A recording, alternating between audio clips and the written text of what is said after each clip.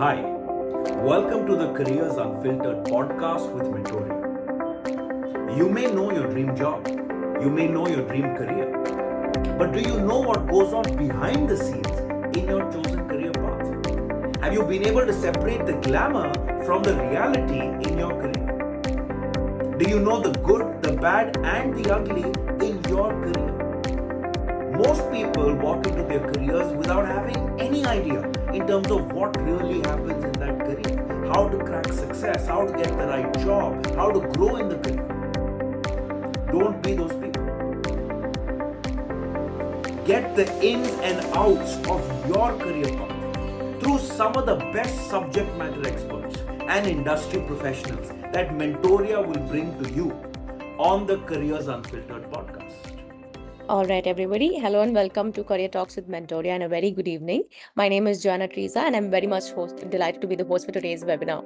Before we begin, let me quickly introduce you all to my organization. So, Mentoria is an exclusive career discovery platform with the aim of helping one navigate their career and helping them in recognizing their passion. And through these webinars and talk shows that we conduct on quite a regular basis, we'd like to give you a very realistic understanding of the career path that you'll be heading into. So the more you know, the more informed your career and your education decision would be, right? So in today's webinar, we're going to talk about the role of a health psychologist and what a career in this field looks like. And for that, we have among us today a very inspiring guest with an impressive academic and professional background in the field. Ritham Dubey, thank you so much for joining us. It is indeed great to have you on board for this conversation about a career in health psychology. Thank you so much for joining us. Great to have you. Great to have this conversation. Wonderful. To give you guys an introduction of our speaker for today. So Ritham has more than 6 years of experience in conducting primary and secondary research on topics like psychology, education, and public health. And she's published multiple papers in reputed journals. Now, with a post-graduation in health psychology from the University of Hyderabad and an executive certificate in product management from the Indian School of Business, Ritham is passionate about applying her skills and knowledge to address the challenges in the areas of reproductive and mental health. She's also led and supported several projects related to gender empowerment, health systems, nutrition, and digital financial inclusion. And she's worked with partners such as the Bill and Melinda Gates Foundation and the Government of India. That Ritham also freelances as a mental health therapist at Felicity, and at present, she is a partnerships manager at Fortify Health.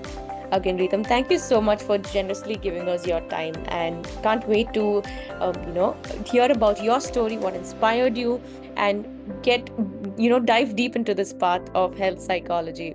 So, without further ado, we'll get started.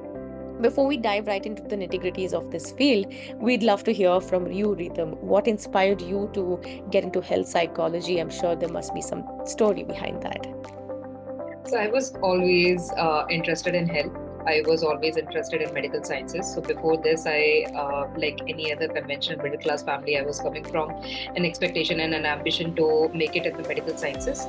And I always had something at the back of my mind saying that, the allopathic medicine might not be enough. And I didn't know about psychology that much per se because I was pursuing sciences in my 10th and 12th. So, but I had this particular thing in back of the mind, and that led me to fill up the form for University of Hyderabad. Right. So, in complete layman terms, what can you tell us what health psychology means?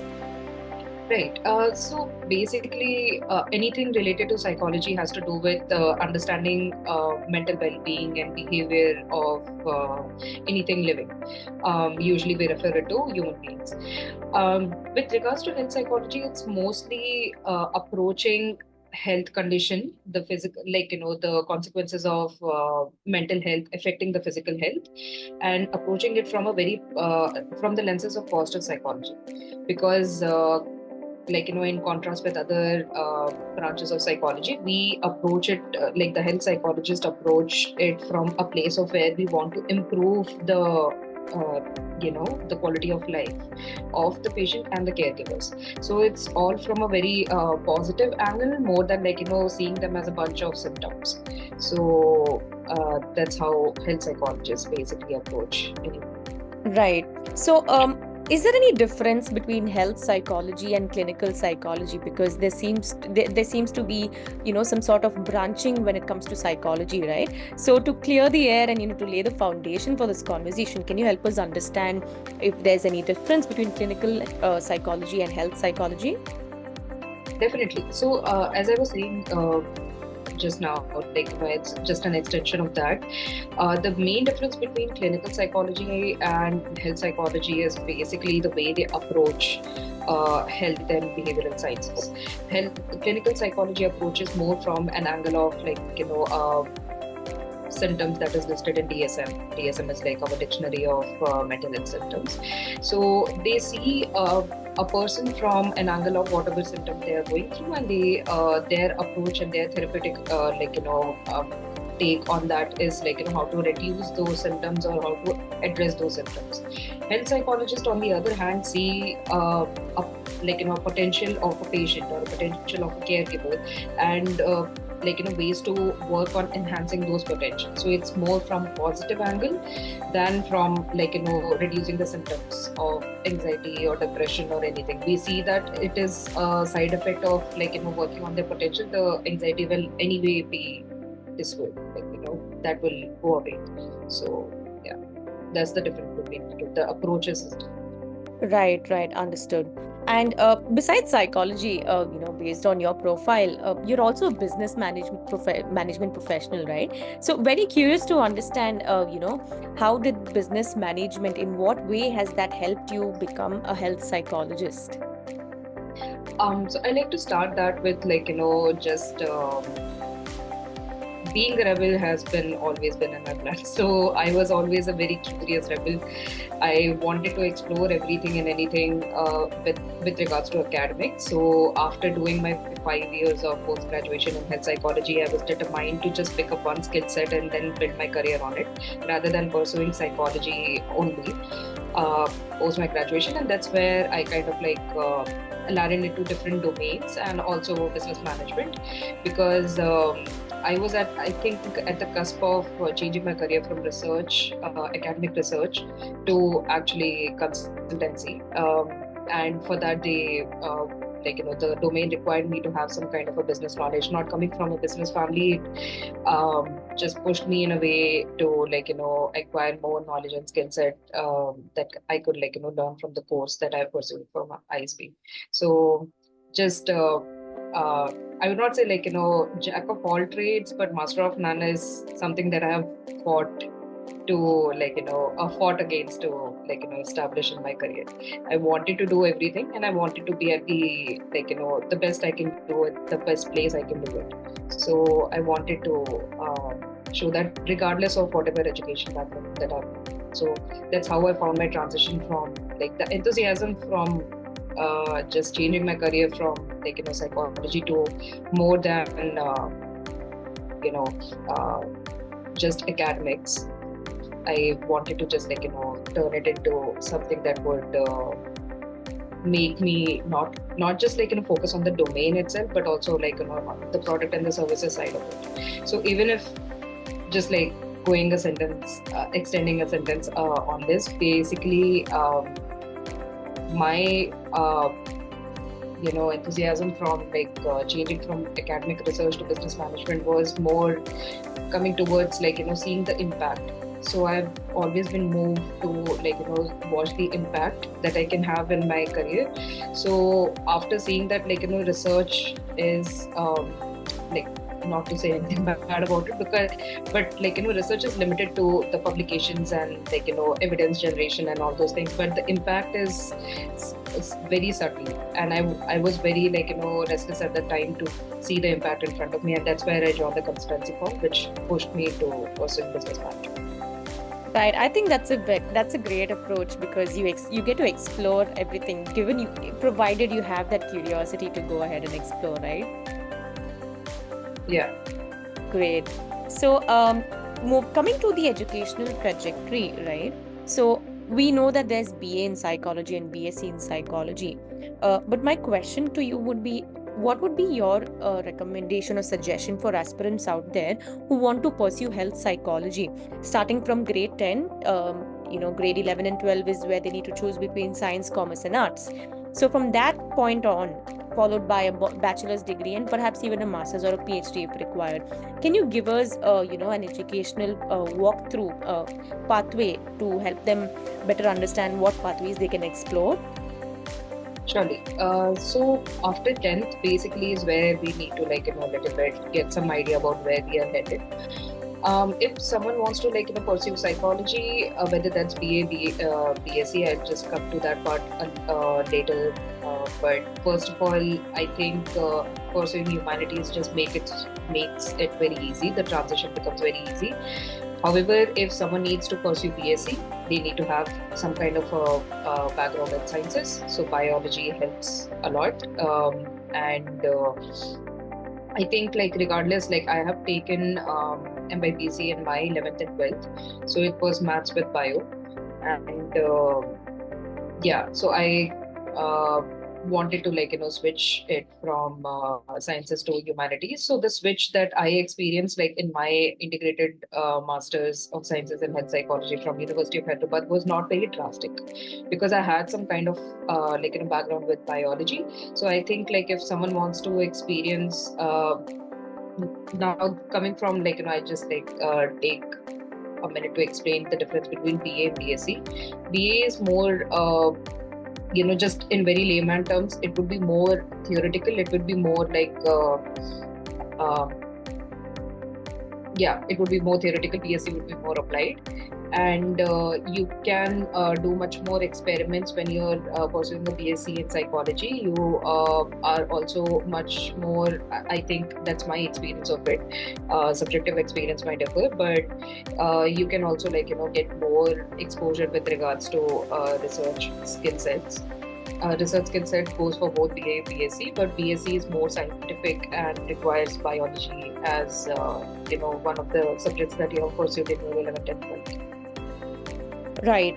And what is there a necessity to pursue a master's or a PhD? What do you recommend?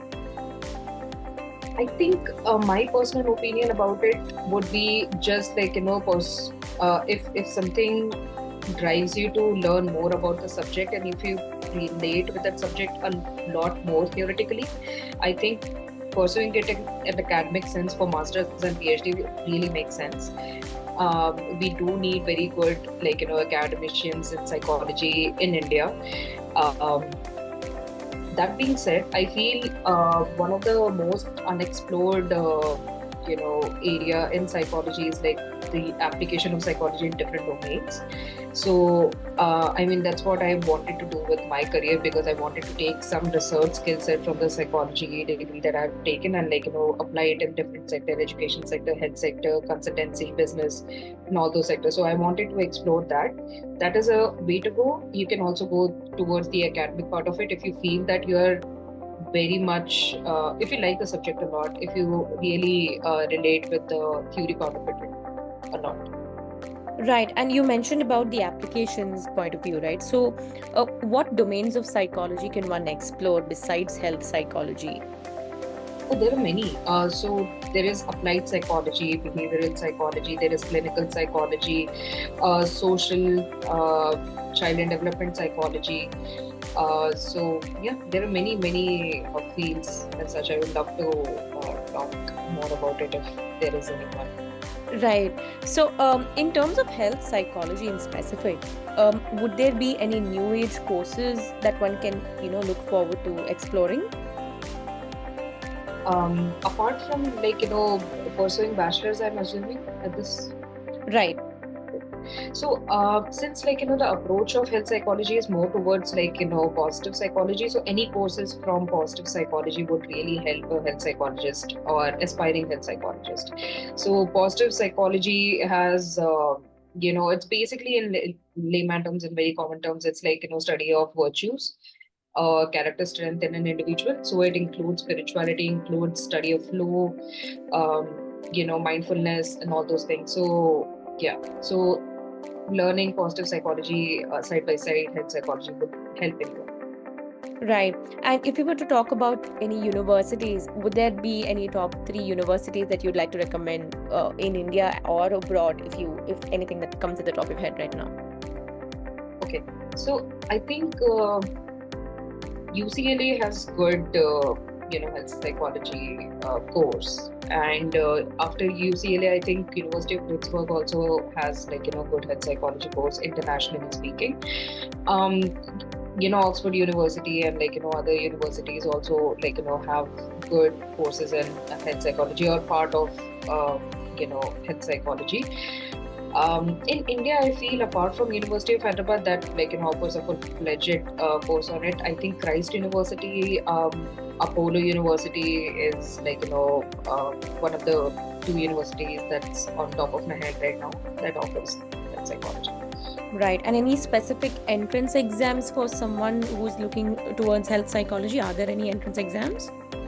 So Christ University has its own entrance exam. For University of Hyderabad, I think you need to fill out a CUET form. At the time when I was applying back in 2012, the University of Hyderabad had its own entrance exam at national level. So at that time there was no CUET, but I think now the applicants need to file. Right. And since we've gotten an idea, about the educational pathway, let's talk about health psychology from a career perspective. So, starting with what a day in the life of a health psychologist looks like. So, let's start with your day. Tell us about your average day. From the time you start in the morning to the end of the day. So, tell us everything about your day. Sure. So, just a disclaimer for anyone who is listening, this is a very different career path that a normal traditional health psychologist might get, but my day starts from 9 to 6. I work in an NGO that is working on nutrition public health aspect, so I work as a partnership manager there. So I complete that work till 6:30, and then after that I take 1.5 hour break, and then on and off from 7 to 12 o'clock, sometimes 1 o'clock in the night, I have my own session, have my own practice with regards to mental health therapy. So that's my routine, 70% of the time in a month. Right. And what would be some of these typical roles and responsibilities of a health psychologist? Can you tell us about that? Surely. So traditionally speaking, health psychologists work in a hospital sector, in a medical sector, where they are directly in touch with the caregivers, where they are directly in touch with the patients, and they work with the patients. They timely diagnose the mental health factors, and also the progress of chronic illness, whatever they are going through. Mostly health psychologists deal with patients with chronic illness because they require much more dedicated support and holistic support.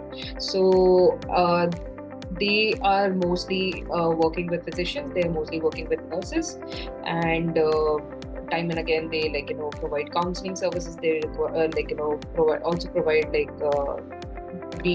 bereavement counseling and grief counseling, all those things also. So so they help and they directly work with the physicians and the nurses. Right. If we were to talk about every career demands a specific skill set, right? So what according to you would be some of these top 5 skill sets or traits that one needs to acquire or hone over a period of time in order to thrive well in this field of health psychology? I'd like to answer it in two directions. First is traditionally speaking, there are there is a path where you decide to be a health psychologist only. In India, it's still upcoming. After clinical psychology, there are developmental psychology and health psychology. So it's still upcoming. But if you decide to be a traditionally health psychologist, then I think empathy, compassion, and just having a pure curiosity and very patience is very much required, as a character strength to be a good health psychologist. then there is a non-traditional path where you take the knowledge and know-how of whatever you've learned in health psychology course, and you implement in different domains of different sectors in whatever you are trying to pursue, whether it's corporate, whether it's academic, whether it's anything that you do. So the way I have gone about it is not traditional way, where I have pursued education research and then health research, public health research, and then moving into the business part of it, the consultancy part of it, and the business management part of it. So the skill set that has helped me from health psychology course has been mostly with regards to communication, with regards to empathy, with regards to organizational psychology courses that I had, like 2 semesters. I think those were the skill sets that helped me with the transition. Right. You're also freelancing, right? Post your work hours. So when it comes to freelancing as a health psychologist, what tips or what advice can you give? It could be perhaps in terms of building up a portfolio, or how you go about getting clients. What does the job prospect or the freelance getting projects look like? Okay, so there are in India right now, psychology is a very too many people are talking about it, but too many people are not directed about the vision that goes the long term. When I say that, what I mean is basically, if anyone wants to freelance, as a psychologist or as a therapist, there are many platforms that require mental health therapist, and they are continuously recruiting people who would work remotely. So you would not even have to go to the office. You just need to have a working laptop, and you can start earning there and there. Apart from it, I think having your profile, basically keeping yourself updated on LinkedIn, keeping your profile active with regards to if you have your own blog page, if you have your own top made page, or anything that basically endorses the skill set that you have, particularly as a therapist, mental health therapist.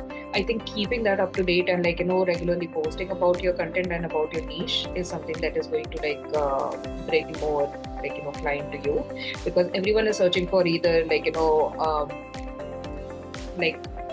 just want to talk and vent, or they want a very specific advice with relation to career, with relation to relationships, all those things. So building a niche is something that really goes a long way when it comes to freelancing. Right. So you said that ideally companies or organizations or people look for skilled professionals so that you can freelance on such platforms, right? So would there be any certification courses as such that you'd recommend our aspirants to consider taking up? Surely. I mean, when it comes to certification, I think the more the better. If you have the time, if you have the resources, you can go for it. But it all boils down to your enthusiasm about it. So if you are enthusiastic about a particular aspect of psychology, a particular aspect of your therapeutic approach. So for example, if a person starts practicing now, within 6 months, if they have good updated profile, or if they are working on multiple platforms, then they automatically gain above 600 client base. So just going by the number of it, you kind of develop your own niche, or the eclectic therapeutic thing that you have, that you use in your therapy. So I think just building on that and would give you an idea about what all courses that you can do to make it look a little better. So when it comes to psychology and practicing psychology at a freelance basis, I think apply to more platforms, get more experience, more than getting more certificates, because certificate would change the aesthetic of your resume, but it all comes down to the enthusiasm that you, or the hours that you put in to build your client base. So yeah. Right. And how do you manage to keep yourself updated with the trends in psychology? Given we live in a fast-paced environment, there's always something new to learn about the human, right? The human brain, especially. So, how do you manage to stay up to date with the trends? And what would be your recommendation for people, for aspirants, in order to stay in the loop with these trends? Are there any community forums or any online platforms as such, any groups or something? If you can, shed some light on that. Definitely. So, in that case, I feel like, having some kind of a course where there is like, peer-to-peer learning or networking, support group after you complete that course is can go a long way. So, for example, you can find many on Coursera with regards to positive psychology. There are University of Pennsylvania also have good courses on their website. So I think like one can go for that, and they have networking support beyond the course. So that goes a long way. Second is there are active forums, and I try to constantly like those, follow those on LinkedIn, on Telegram, on my Gmail. So there are constant forums. I know it should be much more publicized, and there should be like a certain repository of all those forums, so that all the psychologists can get connected and stay updated. But I think it's a work in progress. Many people are working in this field to make it more inclusive as we go. So there are many forums that one can find on LinkedIn. There is Mental Health Indian Professional Forum, and other Gmail forum also. I would love to share it with you, with the Mentoria team after this, if anyone is interested. Sure thing. That would be great. Thank you so much.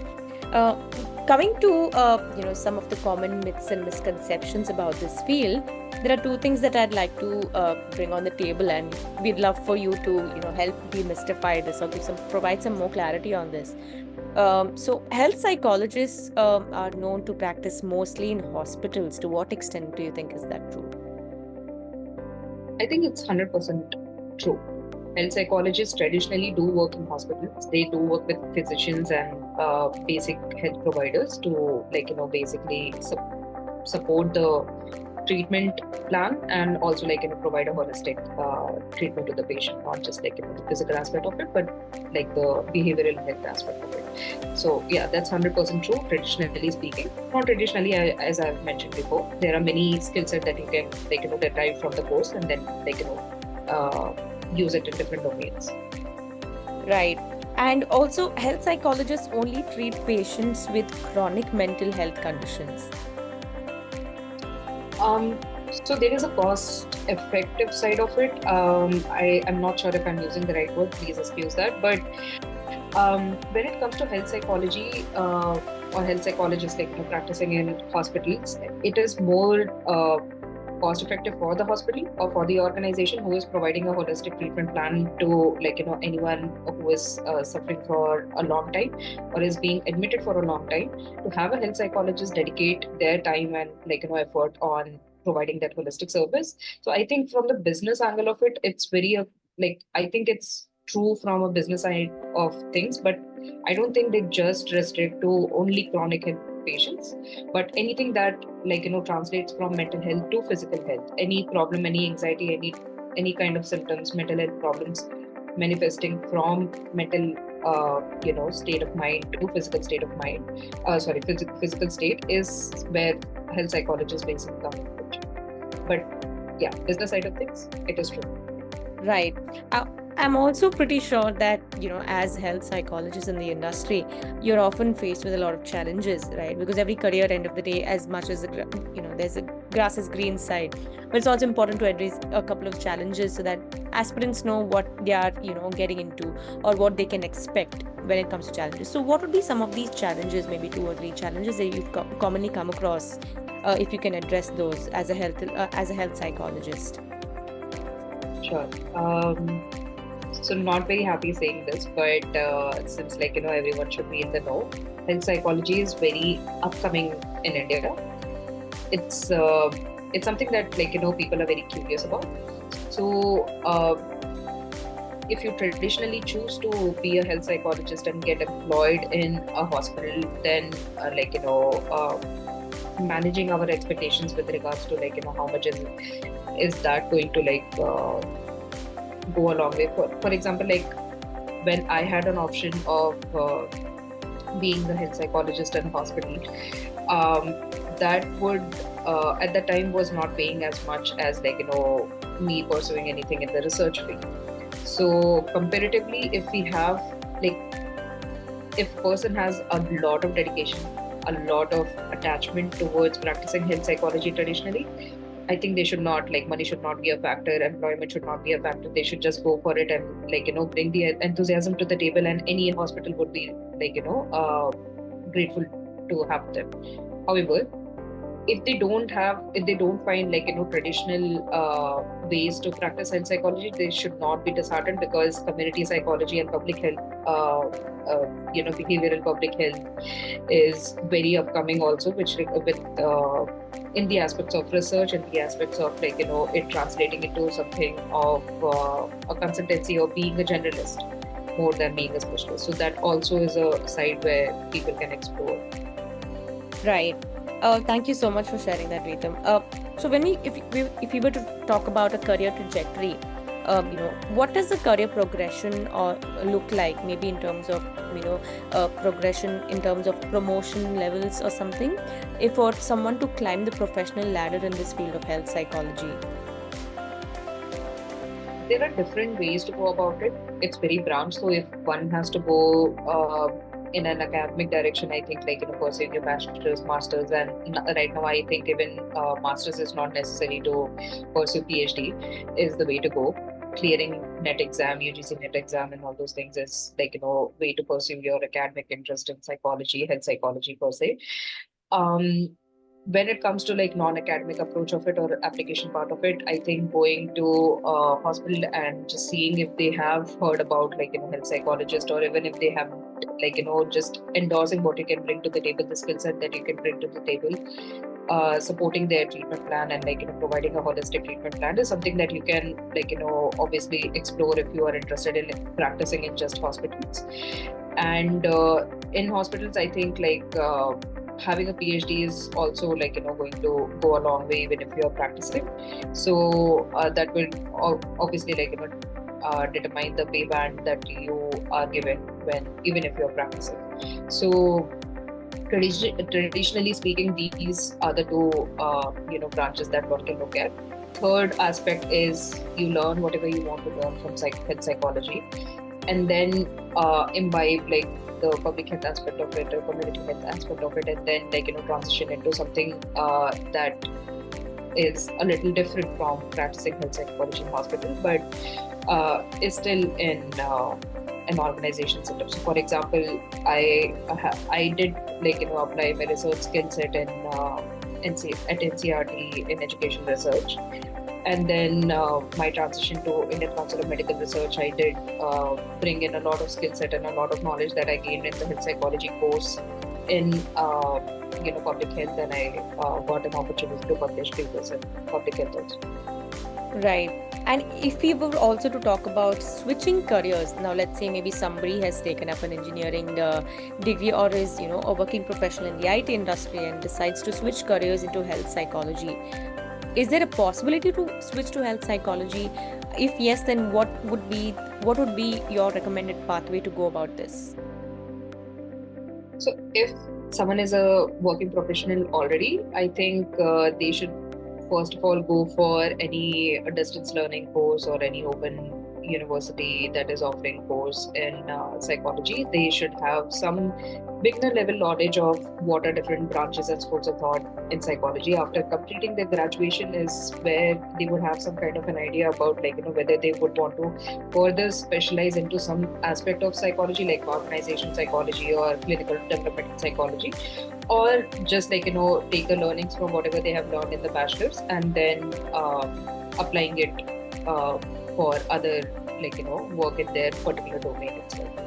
So going for distance learning while you're pursuing a job when you already have a career in your hand might be the best course of action, practical course of action.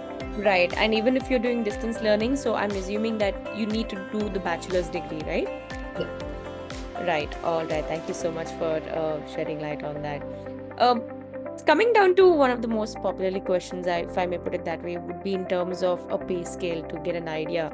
So ideally, what can you give us a ballpark figure or a rough estimate of what the pay scale would look like for health psychologists in India and also abroad? That is, if you would have an idea. Right. So abroad, it's a different picture altogether because like if one has to pursue their masters or further education in health psychology abroad, they have much more thorough and comprehensive course there. So there is a different level of certification and the licensing is different and everything is different. That also basically translates to higher income compared to postgraduate in India.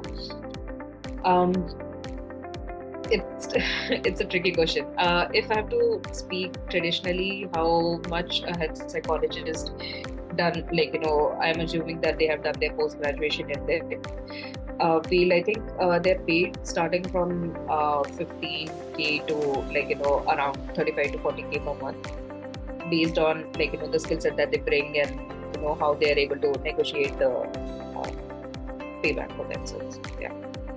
Right.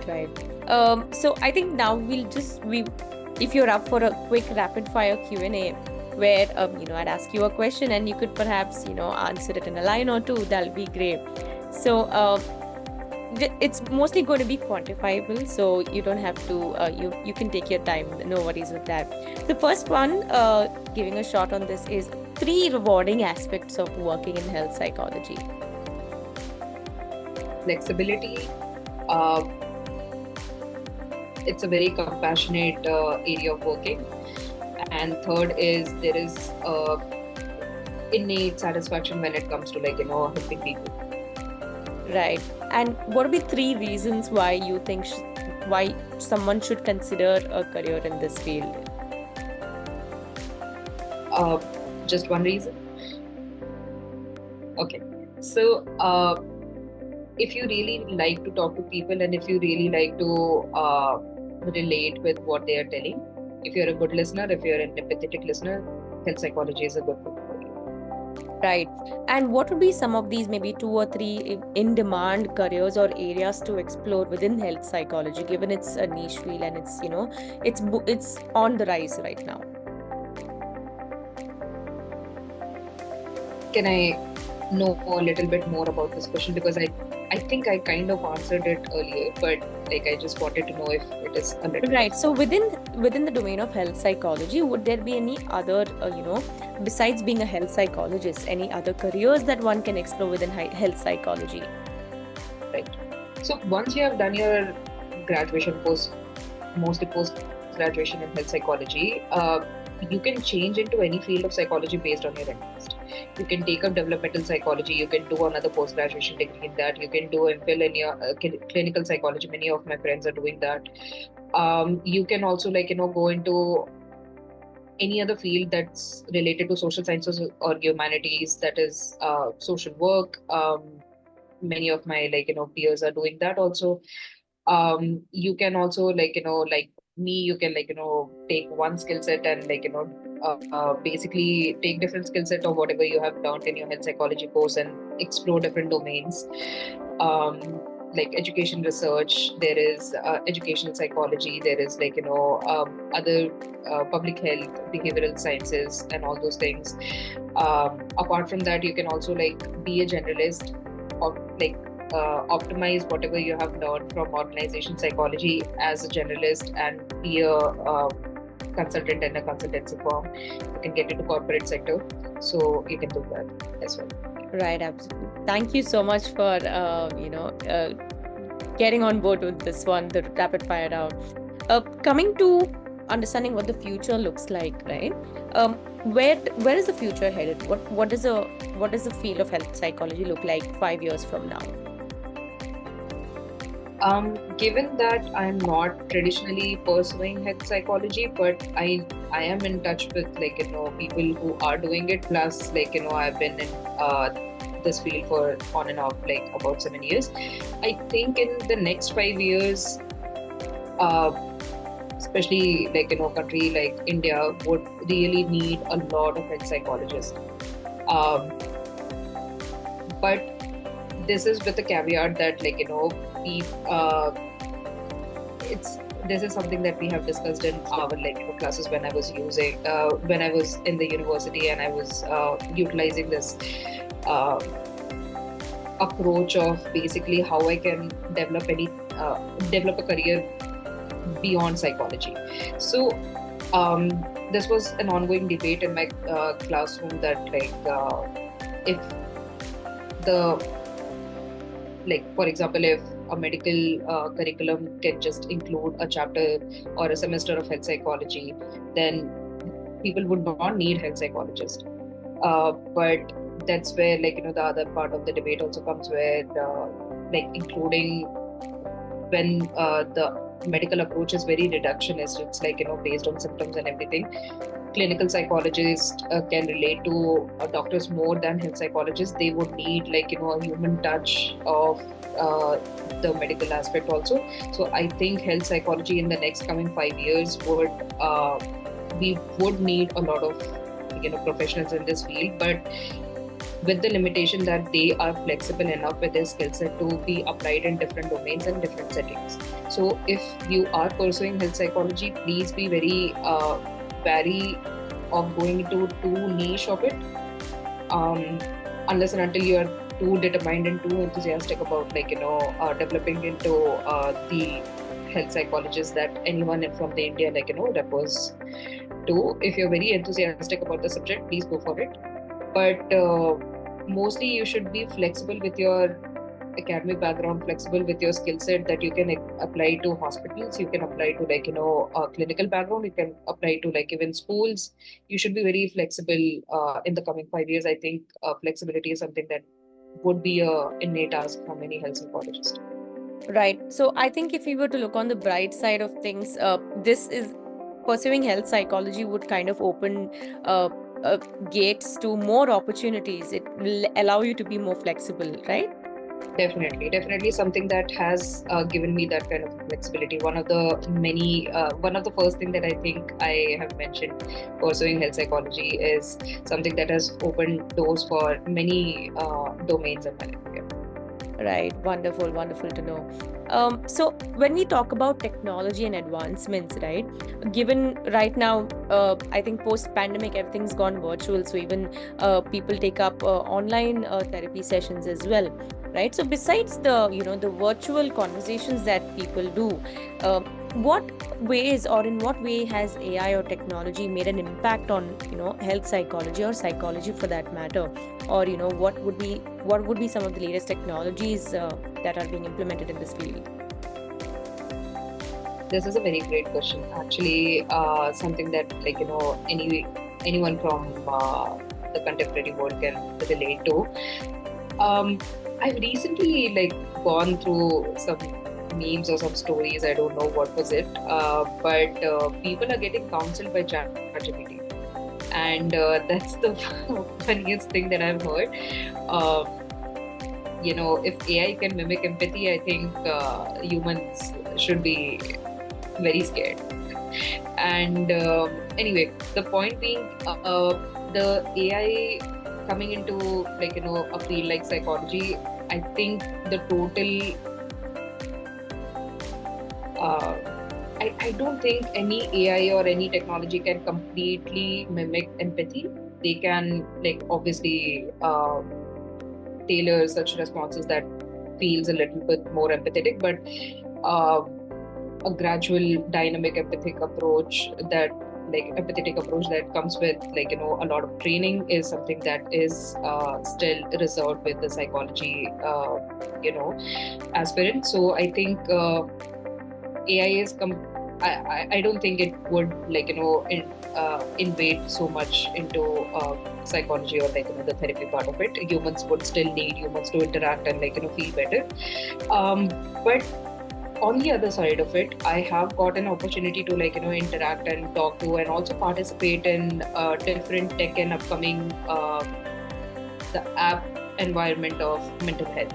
So I've got the opportunity to talk to a lot of entrepreneurs and mental health platforms. They have their own mental health platforms. Some are working on their own apps. I was working on my own app. I was working on my own platform. So looking at the technology part of the things, if you really want to have your own product in the market with regards to mental health, AI can be a very good helper in that sort of field, but it can help you ease the social media marketing of things, or it can help you find more it can make the research part of introducing a product to the market very easy. But I think apart from it, this field is little immune to AI. Right. I think I think I'd agree on that, especially because something like AI will not give you that kind of human touch, just like you said, empathy, right? Yeah. Great. So, given again, since people rely on such technology for instead of seeking mental help from a professional, right? There could be this notion of the job of a psychologist or therapist being replaced by ChatGPT or AI, because the idea of saving money would come into the picture, right? So would there be any kind of jobs that you think will be obsolete in the next few years? What do you think about that scenario if you were to look in that sense? I mean, if we have to see the irony of the things, then just looking at the tech layoffs, not to speak bad about anything, but I think people who have introduced AI are looking for jobs. But more than that, I think in psychology or related to anything related to behavioral sciences or anything can be obsolete given the unpredictable events that we have faced since COVID times. Anything can go obsolete. If it is virtual, if it is flexible, if any person who's pursuing anything, like engineer also have some kind of a flexibility with their personality, with their temperament or anything, they can become a stand-up comedian. I'm just making a point that even if someone is pursuing any course at this point of time, and if they feel that upcoming 5 years they have this kind of uncertainty running in their head that their job might not be required in the future, they should really work on talking to different people in different domains and not just restrict themselves to the coursework. So that's something that I have learned the hard way. Doing a course for 5 years, having no exit option from bachelor's to master's, I was just focusing my attention to psychology, but I did try to get as many internships as possible in different domains. I got an opportunity to work at Tata Institute of Social Sciences. I worked with public health projects before. So try to diversify your experience when it comes to education in India. I think that would do away with all those uncertainty and will give you more confidence as you approach. So I know I didn't answer the question exactly, but I wanted to approach it from a different angle as to what can be done if someone is scared that their field might be obsolete in the coming future. Right. Thank you so much. And given you mentioned, previously that health psychology is a rising field, especially in India, right? What initiatives or programs are there that focus on preparing the next generation of health psychologists? Can I know a little bit more about what you... So, are there any kind of initiatives, maybe some kind of programs or any conferences or any kind of certifications or courses as such that are, more like bridging the skill gap, if I should put it that way? So this is in context to health psychology, to prepare the future health psychologists. Are there any programs or initiatives that are, going to be coming up or already existing? Right. So there is an Indian Academy of Health Psychologists. And there are many initiatives started from my department, from University of Hyderabad itself. If anyone wants to pursue or get some help, or our psychology community is very helpful. So if anyone wants to get any help with regards to how they can upgrade their skill set, or how they can build their client base, or maybe how they can basically work on their therapeutic skills, I would strongly suggest them to contact the faculty or the recent graduates or the graduates from a particular university. Given that they already have some kind of a training, given that they already have some kind of real life experience, they really would be the best person to tell you more about it. Personally speaking, I do have knowledge of those virtual academies, though those conferences are held once every 1 year, 2 years. The frequency is not very mandated at this time, but they do really have their members convene uh, at a timely cadence and they discuss about the skill set. So I would strongly suggest that they individually approach the person and then get to know more about it than relying on the website or anything that is publicly. Often they are not very much updated. So yeah. Right. And last but not the least, Ritam, my last question, since we had such a wonderful conversation about this field in the last 1 hour, I believe, is, what advice would you have for, our future aspirants who are really looking forward to exploring a career in health psychology? I think I should I think I should tell this someone told me when I was doing health psychology was bring enthusiasm to the table. You need to know how to sell your skill set very efficiently, very confidently. Whether you're doing health psychology, whether you're doing clinical or developmental psychology, don't get disheartened by what has been the employment trends or what has been the numbers really do not speak the truth all the time. So don't be disheartened about whatever is looking in front of you. Really, if you are enthusiastic about a subject, if you feel that you are confident about a subject, you can make a career out of it. And this is something that you should just know how to basically sell your skill sets in a very confident manner. So, yeah. Right, absolutely. Thank you so much, Ritam, for shedding light on this field. Given now that we know that health psychology is a niche field, and we need more health psychologists today. Thank you so much for giving us your time, sharing your journey, about the career and the educational pathway and what the future looks like. I'm sure these insights will definitely help our future aspirants out there. And once again, thank you so much for collaborating with Mentoria, Ritam, and to our audience, thank you for watching. Wishing you the very best in your career endeavors.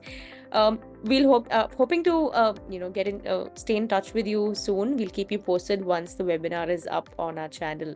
Thank you so much again, Ritam. Enjoy the rest of your evening. Thank you. Thank you. Bye bye.